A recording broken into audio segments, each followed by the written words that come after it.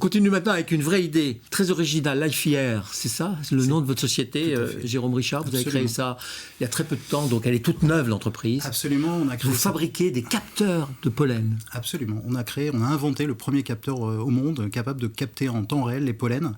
Non, mais ça n'existait pas. Et non, les méthodes actuelles sont des méthodes un peu anciennes avec de la microscopie, de la captation des pollens sur un dispositif. C'est comme ça qu'on fait? Ouais, dans les campagnes, même dans les villes? Dans le monde entier, et en France et dans le monde entier, absolument. On capte et puis on analyse. On regarde avec un microscope quels sont les pollens qui ont été captés et combien il y en a pour ensuite faire un bulletin de prévision. Et puis on a la réponse quand la saison est terminée. On a surtout la réponse 10 jours après, puisque tout ce processus prend 10 jours en moyenne. Oui, ça rappelle une autre histoire des tests. Hein. Oui, en effet. Donc, LifeIR, ouais. Vous êtes un capteur électronique? Absolument, c'est un capteur, on va dire optique, qui embarque de l'électronique, qui est capable de voir passer les pollens, les différents pollens. Et là, le gros enjeu, c'est la discrimination, puisqu'il y a autant de pollen que de plantes et que d'arbres.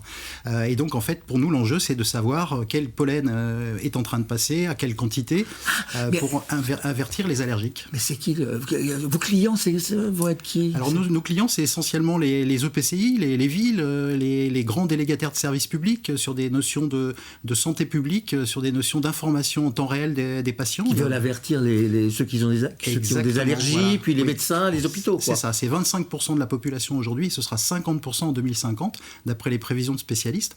Donc c'est un vrai sujet de santé publique mondiale.